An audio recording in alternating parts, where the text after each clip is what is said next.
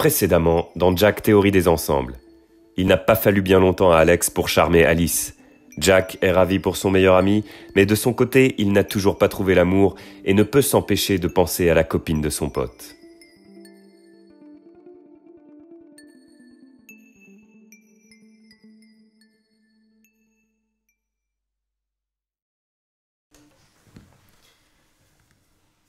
Oh, j'ai envie d'elle. Avant, quand je pensais à des trucs comme ça, j'étais en sueur. La paralysie. Les moments où la peur de l'échec t'empêche d'aller vers l'autre. Des images te hantent. Ils deviennent sur le coup tes pires cauchemars. Ce regard qu'elles ont quand elles disent non. Ce mélange de refus et de déception qu'on ne les voit que comme ça. Et l'amitié homme-femme alors? Je suis qu'un morceau de viande pour toi, c'est ça? J'ai toujours détesté ça, mais là, c'est fini. Je suis loin de l'adolescence. Je suis confiant. Un mec confiant avec les mains moites. Petit café? Ah, merci. Espresso, j'ai investi. Il a l'air bon. Je débarrasse. Débarrasse express. Et voilà, comme ça on a toute la place pour... Merci. Enfin, on a toute la place, quoi.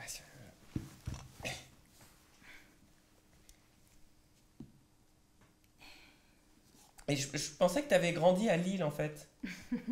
Non, je suis de Bretagne à l'origine. Je suis arrivée à Lille à l'âge de 15 ans et j'ai suivi ma mère lorsque mes parents se sont séparés. Pourquoi? Ça se passait pas bien avec ton père? Entre ma mère et lui, pas trop, non. Qu'est-ce que c'est que ces conneries? Je m'en fous de sa mère. Oui, je fais ce que je peux. Il faut que j'arrête, c'est la copine d'Alex. Ça reste une femme. C'est la copine d'Alexandre. C'est pour ça que j'ai les mains moites.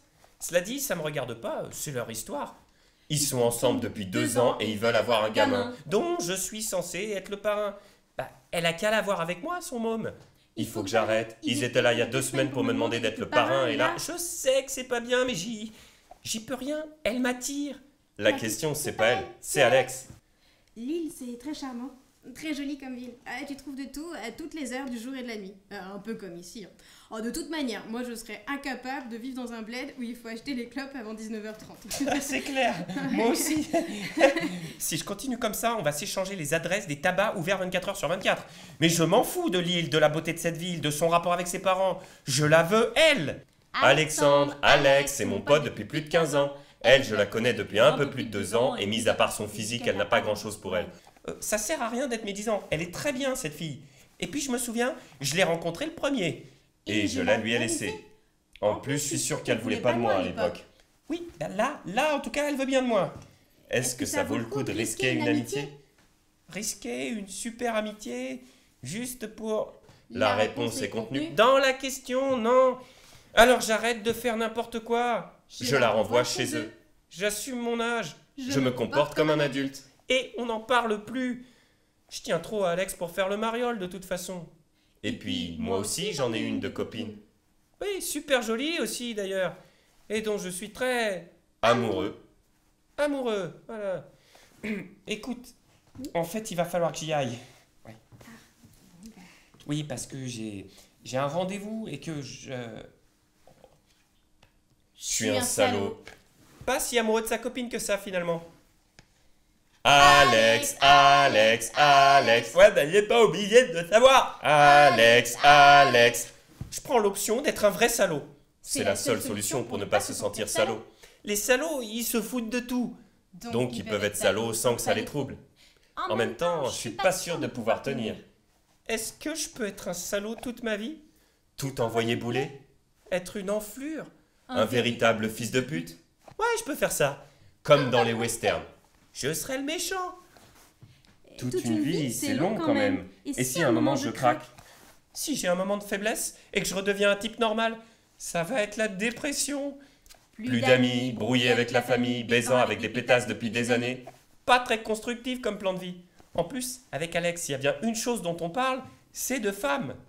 On parle de choses un peu plus intimes de temps en temps, mais c'est rare. Si je lui parle de ça, il me tue. Si je lui en parle pas et qu'il le découvre, il me torture pendant des semaines et ensuite il me tue. Il m'écrabouillera les orteils un par un. Il mettra du sel dans les plaies.